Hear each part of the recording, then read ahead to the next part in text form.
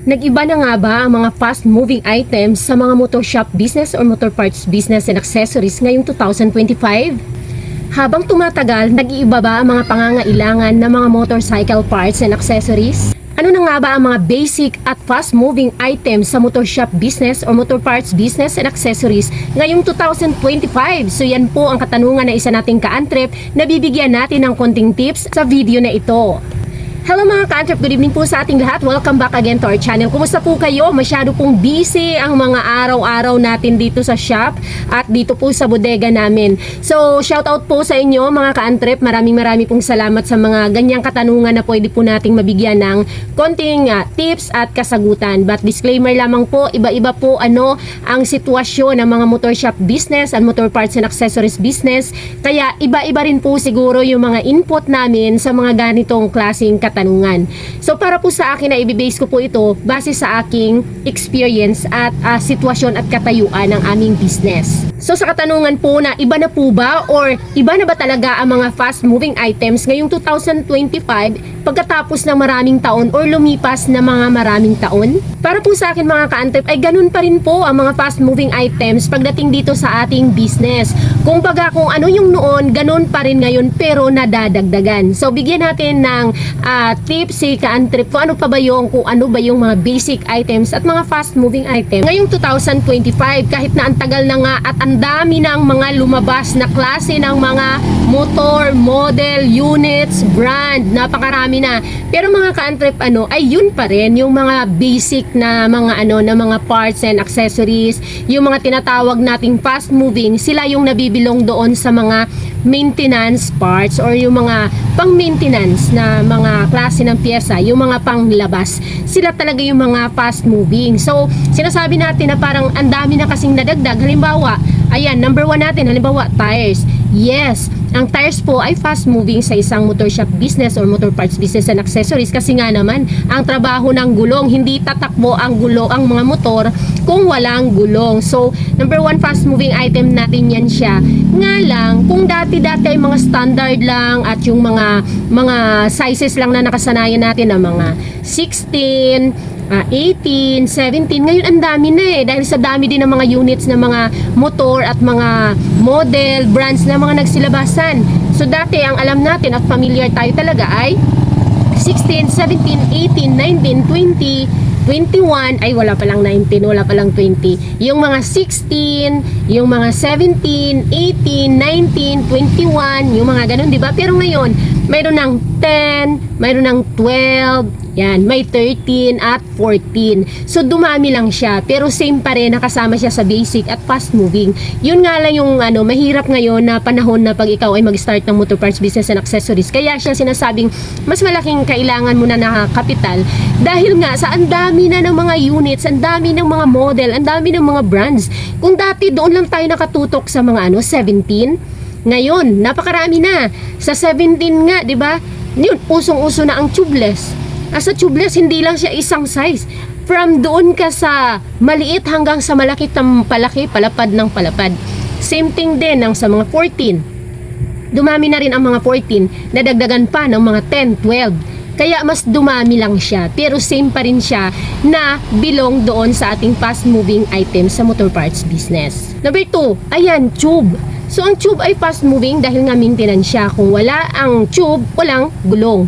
Pero ito ang sistema dahil nga sa nauso na rin ang tubeless matic na idadagdag na naman sa fast moving ang tire sealant.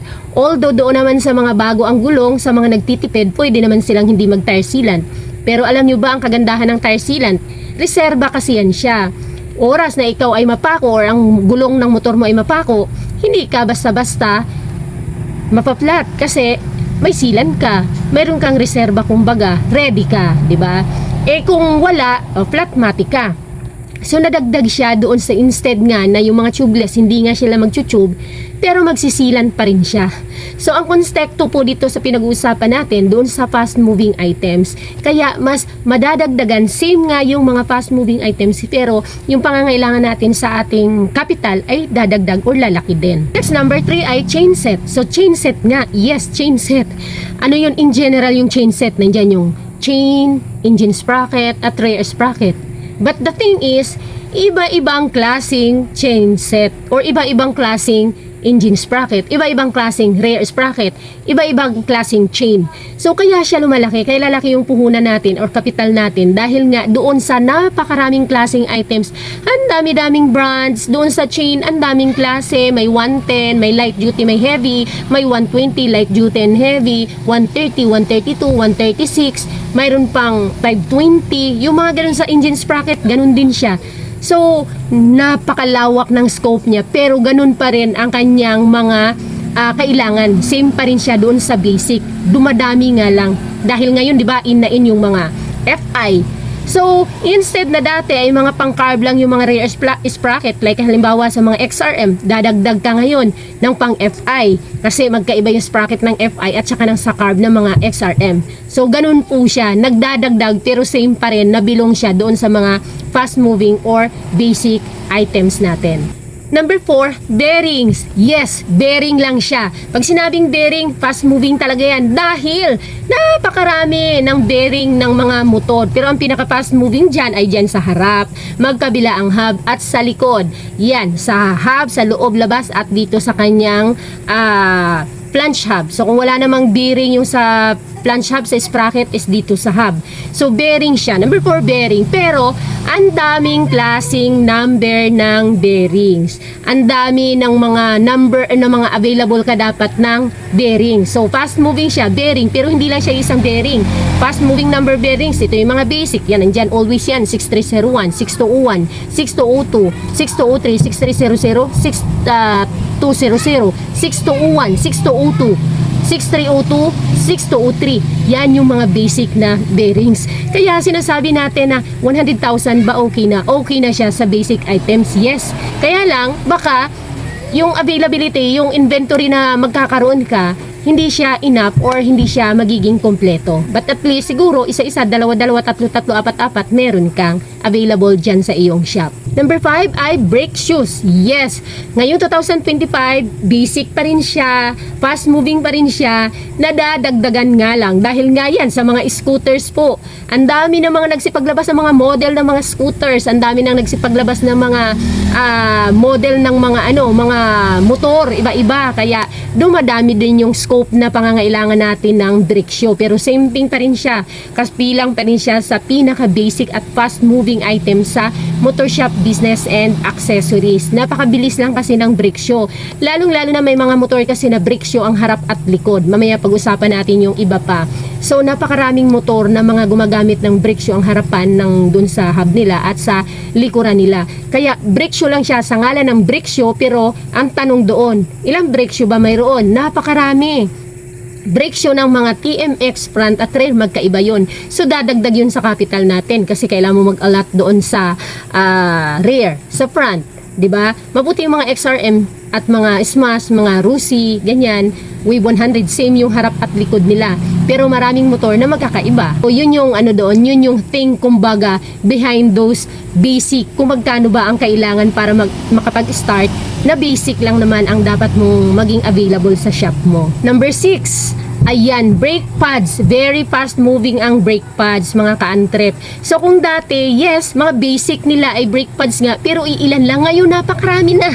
Napakarami ng klase ng brake pads na dapat available sa iyo. Naman yung mga pang motor star na mga scooter, yan dapat meron ka. Ang dami mga CRF, KLX, yung mga basic kasi masyado yan, yung mga XRM, mga Wave 110, Wave 125, mga pang XRM Rare, ayan, Shogun, napakarami nila. So, sa ngalan lang ng brake pad, yes, brake pad, pero hindi pwede na mayroon ka lang 6. 6? Ano yun, kahit tag-isa-isa, hindi mo makumpleto siya. Ngayon pa naman, kahit sa mga probinsya, di ba? Halos available na lahat ng klase ng scooter, mayroon na sa mga probinsya. Mga sports na mga motor, mga makabagong mga motor, skydrive, mga Borgman na yan, mga lahat, mga Mio, mga sniper, mga ganun, Raider, di ba? So sa ngalan lang ng brake pad, hindi mo siya makumpleto na 7 lang. So kung mayroon kang 3 or 5 kada item na yan, kada model na yan, ay mapaparami ka. Kaya lumalaki din ang capital na kailangan natin. Number 7 ay oils. Yes, of course, basic talaga yan ang oil dahil malaking problema mga ka-antrip ang poproblemahin mo or ng customer mo kung ang kanyang motor ay nabibitin sa oils dahil ang oil ang pinakadugo ng ating mga makina, ng ating mga motor. Kahit na anong makina po yan, oil ang pinaka-importante dyan. Parang tao din, dugo yan ng mga engine, dugo yan ng tao ang oil. Ang sa atin dugo, ang sa mga makina ay oil. So napakalaking problema ang ibibigay sa'yo kung matuyuan ng oil or ibibitin mo sa oil ang iyong motor. At dahil nga, ito ulitin ko, dahil nga napakausong-uso na rin ngayon ang mga scooter. Ayun na, dagdag na naman. Katumbas ng oil na yon ay gear oil. So, kung before na hindi pa nauso talaga sa nasa wata talaga itong mga scooter na kahit sa mga probinsya, sa mga baryo, munisipyo, barangay ay talagang mga scooter na yung pinaka basic at main service ng mga tao, ano? So, hindi mo pa yun masasali or hindi mo pa babadgetan yun ang gear oil. But ngayon, dahil nga sa usong-uso na scooter, kailangan budgetan mo na rin ang gear oil. Kung dati nga ay oil lang, way back years back before, ay oil lang yung kailangan mo. Ngayon, idadagdag mo naman sa kapital mo doon sa basic na yun. From oil, kapartner na kaagad yun ang gear oil. So, gano'n na siya mga ka-antrip. Walang nagbago sa basic at sa mga fast moving items na dadagdagan lang siya, dumami lang siya dahil sa pagdami rin ng mga model at mga brand at mga ng mga klase ng mga motor na meron ngayon sa market. So ayan, maraming salamat, sana ay nakatulong itong ating video ngayon. Comment lang po kayo kung meron kayong katanungan na pwede nating bigyan ng kasagutan. Ulitin ko lang po na itong sinishare ko po sa inyo ay related po ito sa sitwasyon ko dito sa aming motor shop business and accessories ngayong 2025. So para po sa mga may katanungan pa, i-comment lang po kayo para mapag-usapan natin. So don't forget to hit the like at subscribe po kayo sa mga hindi pa nakapag-subscribe. Thank you so much. See you on my next video. Bye-bye!